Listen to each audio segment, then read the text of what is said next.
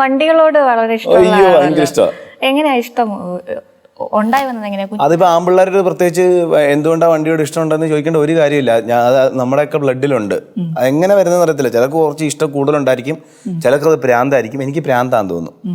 അത്ര ഇഷ്ടമാണ്. ചെറുതിലെ മുതലേ വണ്ടി റോഡിൽ കാണുമ്പം പിന്നെ ആ ബസ്സിൽ സ്കൂൾ ബസ്സിലൊക്കെ പോകുമ്പം ഇതെന്റെ എന്തോ പറയും, സ്റ്റാച്യുവോ അങ്ങനെ എന്തോ പറയും ഞങ്ങള്.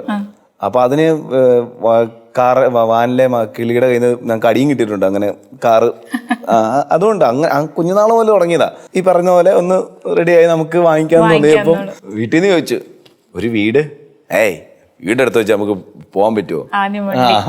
അത് നമുക്ക് ഇഷ്ടമുള്ള, എനിക്ക് അത്രയും ഇഷ്ടപ്പെട്ട് ഞാൻ വാങ്ങിച്ചാ.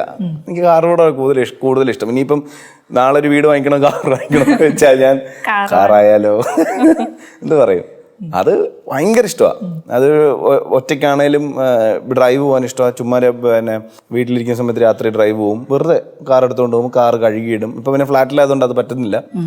നമ്മളിപ്പോ സംസാരിച്ചപ്പോ ആങ്കർ ആകുമ്പം നമ്മൾ പ്രിപ്പയർ ചെയ്ത് തന്നെ സ്റ്റേജിൽ എത്തേണ്ട ഒരു ആവശ്യകത ഇപ്പോൾ നമ്മൾ തമ്മിൽ എളുപ്പത്തിൽ കമ്മ്യൂണിക്കേറ്റ് ആവുക കാര്യം. ഇപ്പോൾ നമ്മുടെ ഇപ്പോൾ നിലവിൽ കണ്ടുവരുന്ന ഒരു രീതിക്കനുസരിച്ച് പലപ്പോഴും ആൾക്കാരുടെ ഈ പേഴ്സണൽ ബൗണ്ടറീസ് ഒക്കെ കടന്നിട്ട് വേണ്ടാത്ത ചോദ്യങ്ങളിലേക്കൊക്കെ നമ്മളും അതേ തൊഴിലെടുക്കുന്നവരാണല്ലോ, തീർച്ചയായിട്ടും പോകുന്നത് കണ്ടിട്ടുണ്ടല്ലോ. അപ്പോൾ ഇത്തരം ഇൻസിഡൻസ് കാണുമ്പോൾ എനിക്ക് പേഴ്സണലി അറ്റാക്ഡ് ആയിട്ട് ഫീൽ ചെയ്യാറുണ്ട്. ഇത്തരം ഇൻസിഡൻസ് കാണുമ്പോൾ ഞാനും കൂടി ഉള്ളൊരു തൊഴിലിടമാണല്ലോ അതെന്ന് എനിക്ക് ഫീൽ ചെയ്യാറുണ്ട്. ജീവയ്ക്ക് അങ്ങനെയുള്ള ഇൻസിഡൻസ് കാണുമ്പോൾ എന്താ ഫീൽ ചെയ്യാറ്? ഇപ്പം ഫോണിന് പുറകിലുള്ള എല്ലാവരും ആങ്കേഴ്സാ. ഒരു ഫോൺ ഉണ്ടെങ്കിൽ നമുക്ക് ഷൂട്ട് ചെയ്യാം. ഫോണിന്റെ മുമ്പിൽ വരുന്ന ആളോട് ഫോണിന്റെ പുറകെ നിൽക്കുന്ന ആൾക്ക് എന്തും ചോദിക്കാം.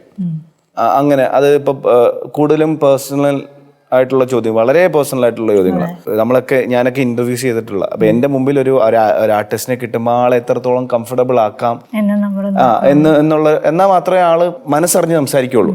മനസ്സറിഞ്ഞ് സംസാരിക്കുന്നതും ചോദ്യങ്ങളോട് പിന്നെ പ്രതികരിക്കുന്നതും തമ്മിൽ ഒത്തിരി വ്യത്യാസമുണ്ട്. മനസ്സറിഞ്ഞ് സംസാരിക്കുമ്പം നമ്മൾ ചോദിക്കാതെ തന്നെ ഇൻ ഡീപ്പായിട്ടുള്ള കോൺവെർസേഷൻസ് ആർട്ടിസ്റ്റുകൾ സംസാരിച്ചിട്ടുമുണ്ട്. അവർ മനസ്സ് തുറന്ന് അവരുടെ പേഴ്സണലായിട്ടുള്ള കാര്യങ്ങൾ സംസാരിച്ചിട്ടുണ്ട്. ഇതിൽ അവരെ മാത്രം കുറ്റം പറഞ്ഞിട്ട് കാര്യമല്ല കേട്ടോ. ഇത് കാണുന്ന പ്രേക്ഷകരുണ്ടല്ലോ, അവർ കൺസീവ് ചെയ്യാൻ റെഡി ആയിട്ടിരിക്കുന്നത് പേഴ്സണലായിട്ടുള്ള ചോദ്യങ്ങളാണ്. നമുക്ക് ഇപ്പം ഒരു കോണ്ടന്റ് ഇട്ടു, ഇന്ന ആർട്ടിസ്റ്റിനെ കണ്ടോ, എന്ത് സുന്ദരിയായിട്ടുണ്ട് എന്ന് പറഞ്ഞാൽ സുന്ദരിയായിട്ടുണ്ട്. പക്ഷെ ഇന്ന ആർട്ടിസ്റ്റ് ചെയ്തത് കണ്ടോ എന്നുള്ള പിന്നെ ഹെഡിങ്ങിന് കാര്യം ആൾക്കാർക്ക് അത് കണ്ടാൽ മതി. ആൾക്കാർക്ക് എനിക്ക് തോന്നുന്നു ഒരു മെജോറിറ്റി ആൾക്കാർക്ക് നല്ലതൊന്നും കാണണ്ട.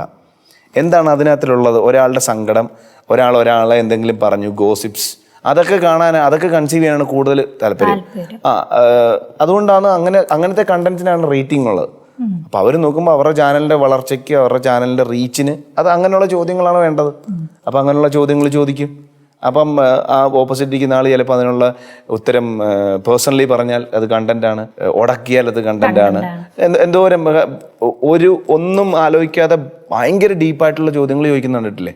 അവരത് കേട്ടിട്ട് ആ ചോദ്യത്തിൽ അവർ കംഫർട്ടബിൾ ആയിരിക്കുമോ എന്ന് പോലും ആലോചിക്കുന്നില്ല. അവർ ഇറങ്ങിപ്പോയാൽ അത് കണ്ടന്റാ. ഇന്ന ആള് ഇന്ന ചാനലിൽ നിന്ന് ഇറങ്ങിപ്പോയത് കണ്ടോ, അത് കണ്ടന്റ്. എന്തിനാ? പിന്നെ ചിലർ അത് പ്ലാൻ ചെയ്ത് ചെയ്യാറുണ്ട്. ഇപ്പോഴത്തെ കാലത്ത് ഇറ്റ്സ് ഓൾ അബൌട്ട് റീച്ച്. എത്രയും ആൾക്കാരിലേക്ക് എത്തിക്കുക.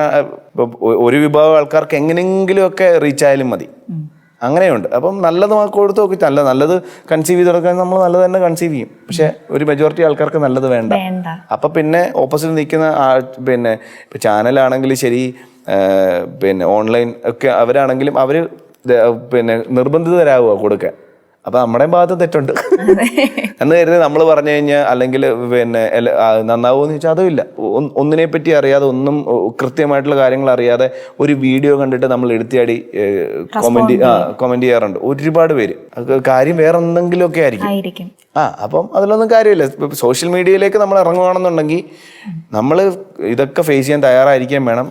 പ്രത്യേകിച്ച് ഈ ക്യാമറസിന്റെ മുമ്പിൽ നമ്മൾ കല്യാണത്തിനൊക്കെ ചെല്ലുവാണെങ്കിൽ എന്താ രണ്ടുപേരും ഇന്ന് ഒരേപോലത്തെ ഡ്രസ്സാണല്ലോ, അതേ ഒരേപോലത്തെ ഡ്രസ്സാണ്. രണ്ടുപേരും ഒരേപോലത്തെ ഡ്രസ്സല്ലേ, നിങ്ങളും ഉടക്കാണോ? അല്ല, ഞങ്ങൾ ഉടക്കല്ല, ഒരേപോലത്തെ ഡ്രസ്സ് ഉണ്ടാന്ന് വിചാരിച്ചു. ചോദ്യങ്ങൾ എപ്പോഴും വേണേലും. അപ്പോൾ നമ്മൾ ആ ഫ്ലോയ്ക്ക് പോവുക. ആ വീഡിയോ ഉണ്ട്, നമ്മൾ നല്ലത് പറയാനും ആൾക്കാരുണ്ടാവും, തെറി പറയാൻ ആൾക്കാരുണ്ടാവും. തെറി പറയുന്നവർ പറയട്ടെ, നല്ലത് പറയുന്നത് നല്ല അക്സെപ്റ്റ് ചെയ്യുക, അത്രേ ഉള്ളൂ.